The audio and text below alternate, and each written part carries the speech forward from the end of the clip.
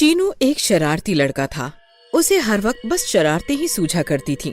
पर चीनू को भूतिया घटनाओं से कुछ खास लगाव था। वो हर वक्त बैठकर हॉरर कॉमिक्स पढ़ता रहता था। चीनू, क्या कर रहे हो तुम इतनी देर से अपने रूम में? चलो आओ, बाहर आकर डिनर कर लो। हाँ मम्मी, अभी आया।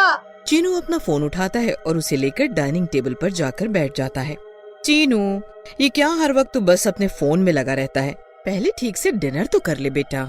हाँ मम्मी, बस मैं कुछ हॉरर वीडियोस देख रहा था। मैं वीडियोस देखते हुए डिनर कर लूंगा, डोंट वरी। तभी चीनू को अपने शहर से जुड़ी एक वीडियो फोन पर दिखाई देती है। चीनू उसे खोल लेता है और देखने लगता है। वीडियो में एक आदमी आता है और बताने लगता है, दोस्तों, क्या आप जानते हैं कि आपके शहर रामपुर में एक ऐसी रहस्यमयी घटना हर रोज होती है जिसके बारे में शायद आप जानते भी नहीं। आज हम आपको बताने वाले हैं एक बेहद रहस्यमय बस के बारे में। जी हाँ दोस्तों, सही सुना आपने। ये बस हर रोज शहर के मेन बस स्टॉप पर रात के ठीक 3 बजे आती है। माना जाता है कि ये बस आपको आत्माओं की दुनिया तक ले जाती है और फिर वहाँ से जिंदा वापस आना आपके बस में नहीं। तभी मम्मी चीनू से इसका फोन छीन लेती है। चीनू, क्या तू ये हर वक्त ऐसी ऊट पटांग चीजें देखा करता रहता है? ये भूत वगैरह कुछ भी नहीं होता। अरे मम्मी, अगर कुछ नहीं होता तो भला डरने की क्या बात। बस मुझे कुछ और नहीं सुनना। चुपचाप अपना डिनर खत्म करो और सोने जाओ। सुबह स्कूल भी तो जाना है ना। तभी चीनू के पड़ोस में ही रहने वाला उसका बेस्ट फ्रेंड राजू चीनू से मिलने आता है। क्या हुआ आंटी, अब क्या किया चीनू ने? क्यों चीनू, अब क्या किया तूने? कुछ भी नहीं राजू, वैसे तुम इतनी रात गए यहाँ कैसे? हाँ चीनू, वो मैं तुझसे अपनी मैथ्स की कॉपी लेने आया था कल स्कूल के लिए। ओह वो, हाँ वो मेरे रूम में है, आओ मैं तुम्हें दे दूँ। राजू, मेरे पास एक प्लान है। क्या? देखो राजू, तुम्हें तो पता ही है ना कि मुझे हॉरर एडवेंचर्स कितने ज्यादा पसंद हैं और मैं कब से ऐसा कुछ एटलीस्ट एक बार तो एक्सपीरियंस करना ही चाहता हूँ। अरे चीनू, तू फिर वही सब लेकर बैठ गया। हाँ राजू, मैं सचमुच में देखना चाहता हूँ कि ये सब होता है या सिर्फ धोखा है। और मेरा आइडिया इस बार सच में बहुत अच्छा है। और वो क्या है, फिर से पिछली बार की तरह रात में चुपके से स्कूल में घुसना और फिर 1 हफ्ते तक पनिशमेंट पाना। देख चीनू, इस बार मैं तेरा साथ बिल्कुल नहीं दूंगा। अरे नहीं राजू, तूने उस रहस्यमयी बस के बारे में सुना है ना? क्या? वही बस जिसके बारे में लोग कहते हैं कि वो रात के 3 बजे चलती है। हाँ हाँ वही। मैंने प्लान बनाया है कि आज रात 3 बजे मैं उसके बारे में पता करने जाऊंगा। तेरा दिमाग खराब हो गया है चीनू, मैं तुझे कहीं नहीं जाने दूंगा और अगर तू गया तो मैं तेरी मम्मी को सब बता दूंगा। चीनू, तू समझता नहीं, इसमें बहुत खतरा है।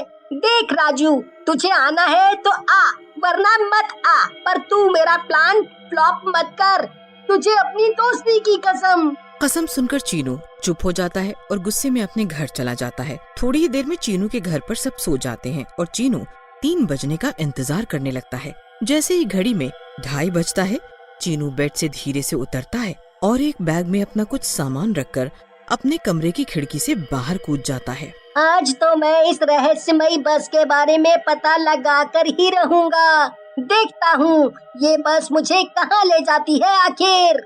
राजू अपनी खिड़की से बाहर झांकता है। मुझे पता ही था ये चीनू मानेगा नहीं, अब मुझे भी इसके पीछे जाना ही पड़ेगा। हे भगवान, क्यों बनाया तूने मुझे इसका बेस्ट फ्रेंड। राजू भी खिड़की से कूदकर चीनू के पीछे पीछे जाने लगता है। चीनू के एकदम पास पहुंचकर राजू धीमे से कहता है, ओए चीनू के बच्चे रुक जा, मैं भी आया। मुझे तो पता ही था तू आएगा, पर डरपोक, आखिर तुझ में इतनी हिम्मत आई कहाँ से? बकवास बंद कर और वादा कर कि हम तुरंत बस स्टॉप से वापस आ जाएंगे और ज्यादा देर वहाँ नहीं रुकेंगे। वैसे भी मुझे पता है कोई रहस्यमय बस नहीं आने वाली। ठीक है, अब जल्दी चल, हमें 3 बजने से पहले वहाँ पहुँचना है। दोनों बस स्टॉप पहुंचते हैं। वहाँ वो दोनों देखते हैं कि बस स्टॉप पर बिल्कुल सन्नाटा और अंधेरा था। सिर्फ एक स्ट्रीट लैंप की रोशनी हर तरफ फैली हुई थी।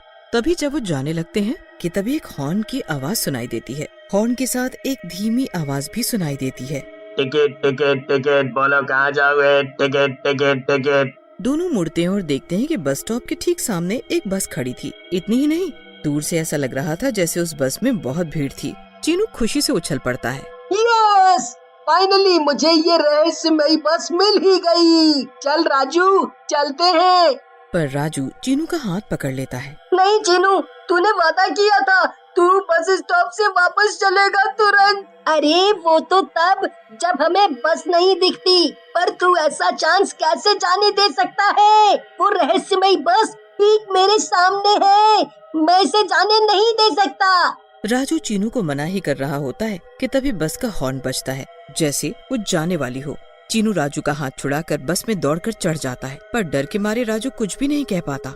इधर बस में चढ़ने के बाद चीनू देखता है उसके सामने सीट पर बहुत सी आत्माएं बैठी हुई थीं और उन सब की नजरें चीनू पर टिकी थीं।